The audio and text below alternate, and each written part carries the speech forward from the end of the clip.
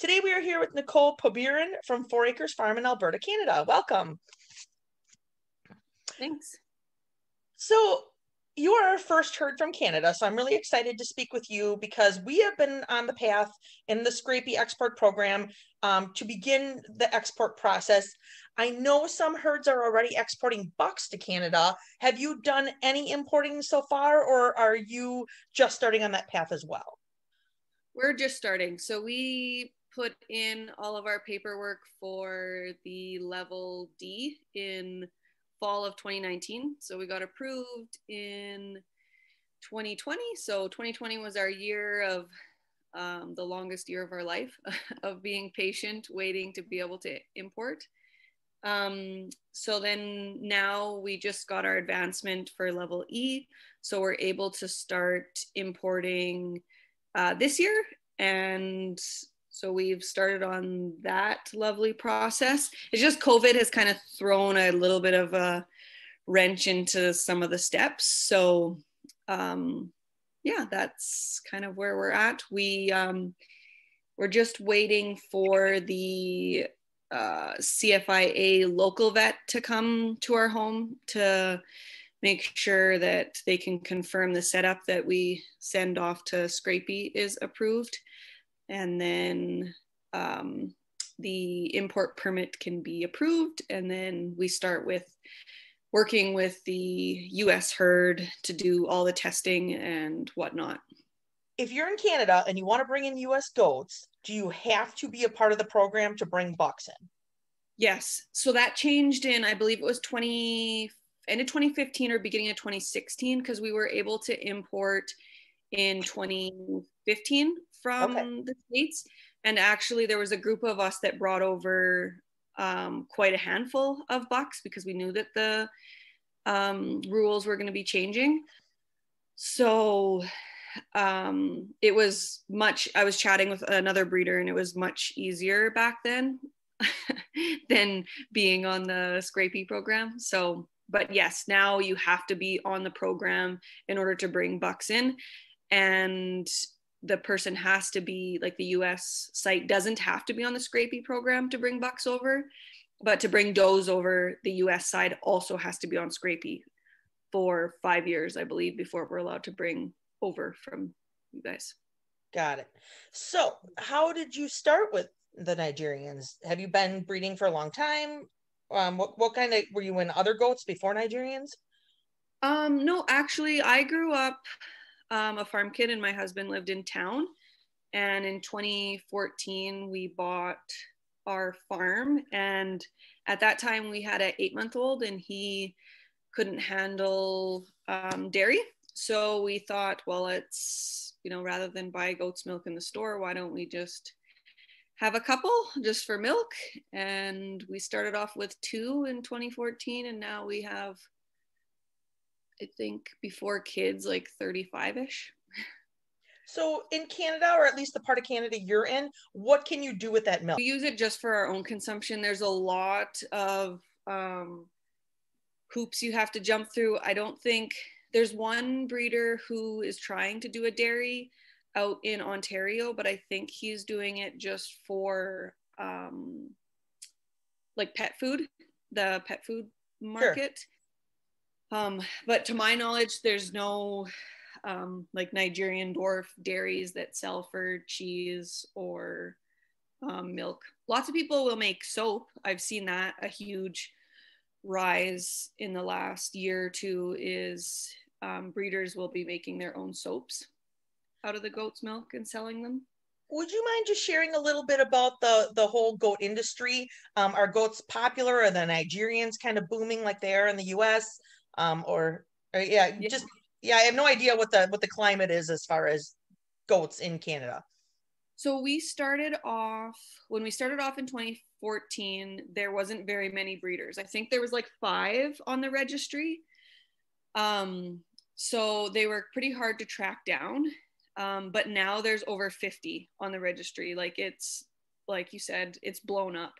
I think it's kind of attributes to the like the self-sustaining movement of growing your own food, having your own products, and because they're a small animal and people are wanting to get more into homesteading, and you can have a couple of them on a pretty small property. Like we just bought more land, but through most of like the last, since 2014, we've only had just under 4 acres. So we have to use our property pretty smart, but it works. So yeah, they're popular. Do you do any showing or anything like that, or no? We don't do any showing. We just do classification. Okay. So you're AGS mostly, American Goat Society registered? Or are you a totally different registry? Yeah, we're totally different. We're Canadian Goat Society is ours. But it's all across Canada. I want to say like Ontario and BC, there's more opportunity for showing, and it's a lot more popular in those two provinces. But having said that, we have had, I know since I've been breeding, there was a show in Red Deer, which is about 30 minutes from us, and then there was a show in Edmonton, which is about an hour and a half from us. But they're not just Nigerian specific. We've been trying to get some shows, like other breeders have been trying to get like smaller shows and whatnot, just Nigerian specific, but just with the pandemic, everything seems to be up in the air of we have to cancel, we can do this, no we can't, yes we can. So what about milk testing? Is that a thing up by you guys or not really? yeah, we just started doing it in, I want to say like breeders have been probably in the last 3 to 5 years. There's either, the most popular is like a 1-day milk test, and then there's also a lab that does like a DHI lab. I haven't done the 1-day milk test just for time. Sure. We hope for the next couple of years. So is this your normal kidding season, similar to northern US, or no? Most people will do March, April, May. This year we did January and February, just because we knew in the late spring, early summer, we would be making the trek to the States to get our imports. So we tried to get kidding out of the way. So Are you guys doing ground transport or air for your importing? Well, we looked into doing air, but because the airline coming out of Oregon that we were going to use, because of COVID, they won't ship animals. So it looks like I will be making the trek. And how long will that journey be? It's 16 hours one way for the one stop. Oh, nice. All right. So when you are looking for new genetics to bring in, where were you getting your information from? Yeah, mostly just being creepy and looking up different breeders and seeing which parts I wanted to improve on my herd, and what lines haven't been brought in yet to Canada, because there are some other breeders in other provinces that are on Scrapie. So I just didn't want to be getting the same lines that they have. Obviously, because the point is kind of diversifying. And hoping that other Canadian breeders will jump on board. So I've been trying to convince as many people to go on Scrapie as I can, because the more I think there are of us, the better it is for the breed overall. Are they fairly rare though, you think? No, they've been getting quite common. I think they're like almost triple. Like when you look at registries or talk to the Canadian Goat Society, the Nigerians have like tripled over any other breed. Yeah, super popular down here too. And like same reasons you were saying, homesteading, huge thing. People wanting to be more self-sufficient, the cheese making crowd. They're just great for kids and families. They're safe, they're small. I totally get why they're very appealing to many, many people. Do you feel like there's one certain area or a couple areas that in general are pretty weak, or just your herd at least? Well, it's all depends. Like people have now started really pushing for like, because of the milking aspect, they want like gigantic udders and these huge capacities. And I was actually chatting with our vet when she came out to do our inventory, and she said, you know what, you just want to remember like what the breed was bred for. And because sometimes when we're trying to improve or trying to make like more is not always better. Like I have that always at the back of my mind where it's like, yes, I would like a little bit more milk, but I never ever want a goat that, you know, might be like mixed with something else just to increase capacity or what have you. Do you have to do DNA? Like, do you have to prove? We don't have to, but more and more breeders are doing it. And in the next few years, any breeding buck will have to be DNA'd. So we're going that direction. Nice. We're nowhere near that, and I really wish that we would, because we've had some, I guess, kind of concerns with like integrity of breeders. Like, are they actually doing kind of what they say they're doing? And I really wish that that's where we would go. I find it interesting that the two interviews now, you and the gentleman from Australia that are going through all these hoops to bring in Nigerian genetics, both are concerned with keeping the integrity of the breed and the components versus the high production. And I think it's a really good reminder for people in the US, because everyone's pushing for the production. But there are the breeders who are saying what makes our breed unique is the high butterfat and the high protein. You can get volumes and volumes of milk from every other breed. What makes our breed special is the components and the flavor of the milk. And so it's, like I said, it's a good reminder in these videos that, you know, people are seeking this breed out for a certain reason, and it isn't for 1,500 pounds of milk. It's for 8%, 9% butterfat if you can get it. So that's kind of an interesting takeaway for me now, talking to my second interview from another country. So thank you for bringing that up. No problem. Yeah, because I think too, like we are kind of getting more into like when we are looking at like food and you know, like specialty breed, like for example, like we also breed kuni pigs, and they've really taken off with like more of the like smaller restaurants and the like specialty places. Like, so for example, like Canmore and Banff are like really big tourist places, so there's very small like family owned restaurants that are trying to make things that are a little bit different and unique and a different experience for people. And that's one thing that I wish that someone would jump on with the Nigerians, is because I think the milk from the Nigerians made into certain products would make it so that it would actually be worth it to the producer to be, you know, milking these animals that are maybe a smaller amount than you would as being compared to like a Nubian or something that's on like a regular like goat milk production line.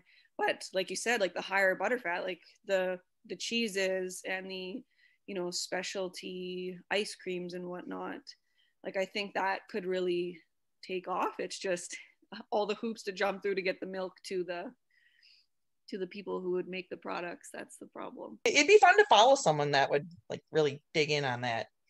I know there are definitely times where I'm like, can we pull it off? I'm like, oh. So these are most of our girls right now. I kept generally we run like a fairly closed herd. Like I'll just bring in bucks. I don't think we've brought in any does since 2017. I bring in a new buck every couple years and primarily use him so that we can keep the kids off of him and freshen them at least twice so I can prove out that buck. It takes a lot of patience, but I know I kept, I think 16 dolings off of my 2018 kidding. So we kidded a lot of them out this year, but yeah, those are our girls. Is there anybody that you're super excited about? Like, who's the herd favorite? So this one here, so when we imported in 2015 from Blythemore, she was one of his kids, and she is one of our favorites. She easily feeds triplets plus gives us milk like a liter of milk once a day. I only milk once a day. Both my husband and I work off the farm, and we work shift work, so there's not always someone here at the time of when they need to be milked. So yeah, she's one of my favorites. And then who else do we have? This one, when we classified, she kind of fits the boring doe, but she, I think, scored 89 on our last classification. I started doing like a goat week. I had seen a couple of different, I can't remember what they were like. I think it was like Turkey Week. I seen a couple of people that were doing it on Instagram. So they have like 7 different farms that they feature on different topics.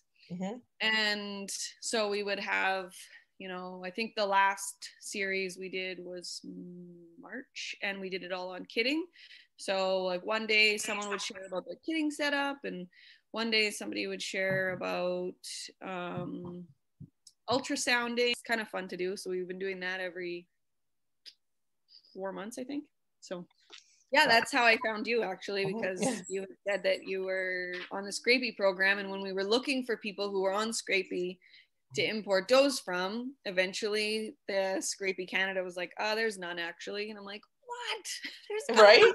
And so when you're like, we're the first, I'm like, oh my gosh. Kind of blew my mind, actually, that no one was doing it. There's so much misinformation. Well, anything with the government seems to be really complicated and overwhelming. And now that I've been talking to other herds, because there's a lot of herds that aren't Nigerians on the program. We're just the first Nigerian herd. And it sounds like I really lucked out. My local USDA vet is amazing and has been super helpful and has been letting me film or do all this stuff. And it sounds like some of the obstacles are other people in other parts of the country don't have a USDA vet that's as interested in supporting this program.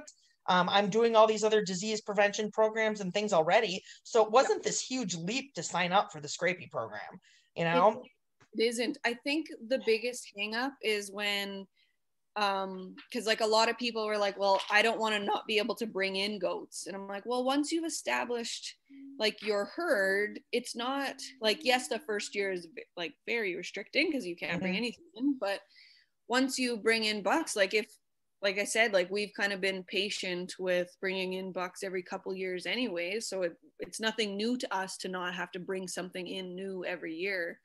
But I guess it's just changing the way of thinking about it is you just have to be a little bit more patient because you're the one creating your program with just like a $1. Well, thank you so much for joining us, and thank you for sharing the information about the Canadian program and a little bit about the import and exports. It was wonderful meeting you. We'll talk soon. Okay. Bye-bye.